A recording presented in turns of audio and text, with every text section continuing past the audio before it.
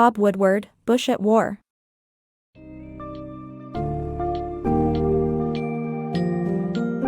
In A Bush at War, Bob Woodward offers an in-depth look at the reactions and decisions of the George W. Bush administration in response to the 9/11 attacks. Woodward provides readers with a comprehensive account of the inner workings of the administration, the intelligence community, and the military as they faced the most serious challenges in recent history. Through captivating narratives and rich detail, readers will be privy to the formulation of strategies for waging war against Al-Qaeda and the Taliban, as well as the backstage dealings that led to significant alliances. The urgency and commitment of those tasked with protecting America's interests are highlighted throughout the book.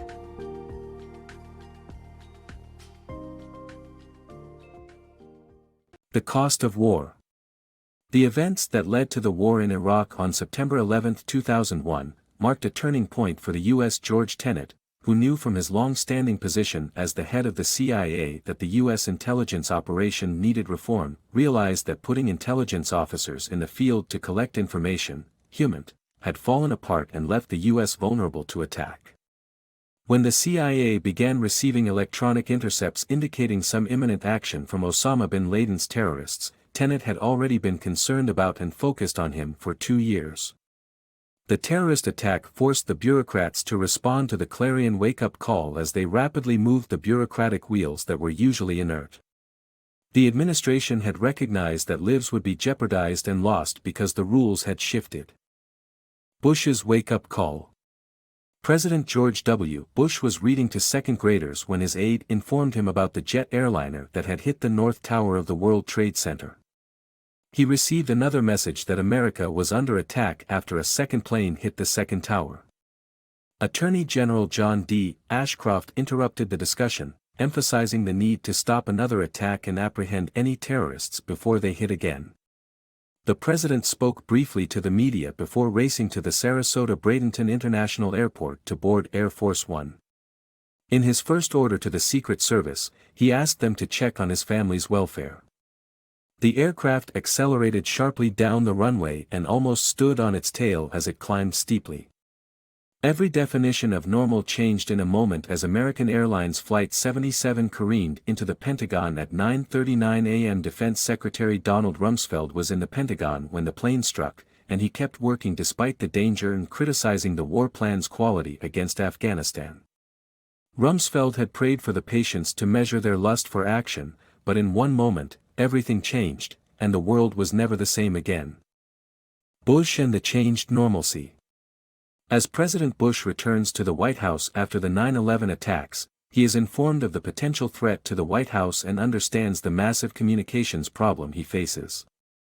He is briefed on recommended courses of action and the need for visible progress in the war on terror. However, the most significant change was Attorney General Ashcroft's insistence on focusing on preventing another attack rather than prosecuting the terrorists. The president urges everyone to find a way to show visible progress in the war on terror, on their terms. General Franks was having difficulty getting military plans onto his desk, with Rumsfeld asking him to operate in days or weeks instead of months. Powell's persuasion. Powell convinced Musharraf to support U.S. in defeating Taliban.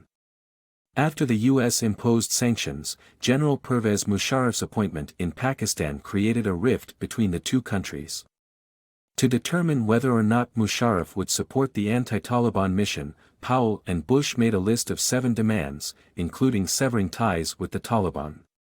Powell personally called Musharraf, explaining that the U.S. needed an ally to protect its flank. To Powell's surprise, Musharraf agreed to support the U.S. without exception.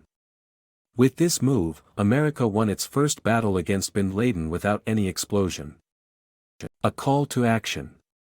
The day after President Bush and his advisors met at Camp David, CIA Director Tenet sent a message to his colleagues urging them to prioritize success over bureaucracy. He emphasized the need for a complete sharing of information and quick, smart problem-solving. Tenet stressed the utmost personal responsibility in a cool, passionate, and driven attitude. The goal was to win the war on terrorism and honor the victims and families affected by the attacks on New York and Washington. Covert allies in Afghanistan. In late September, the CIA allocated $3 million to buy allies in northeastern Afghanistan who opposed the Taliban, followed by another $10 million. Their message was clear: Washington was taking the threat seriously. The CIA had already sent in paramilitary teams and was using small UAV drones for surveillance. However, the problem of providing proper combat search and rescue coverage was still a challenge, despite Pakistan's assistance.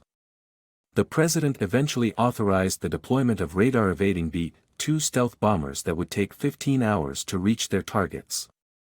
The strikes against al-Qaeda terrorist training camps and military installations of the Taliban regime in Afghanistan began on October 7.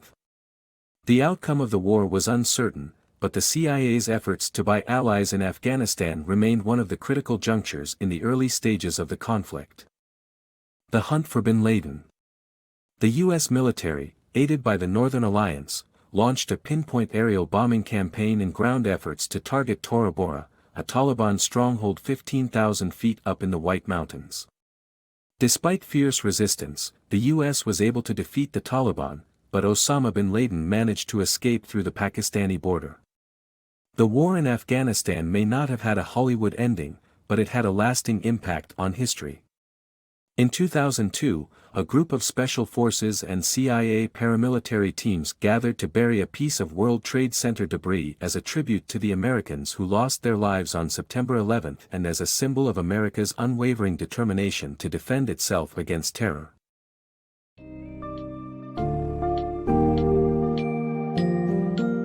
In conclusion, Woodward's Bush at War provides an insightful and engrossing account of the momentous decisions and actions taken by the U.S. administration in response to 9/11. Readers are offered an unprecedented look into the thoughts and emotions of key players such as President Bush, CIA Director George Tenet, and Secretary of State Colin Powell. The book demonstrates the importance of intelligence, alliances, and determination in the early days of the War on Terror. Furthermore, it highlights the complexities of operating amid a rapidly changing global landscape. Ultimately, Bush at War presents a captivating and multifaceted account of the events that continue to shape the world today.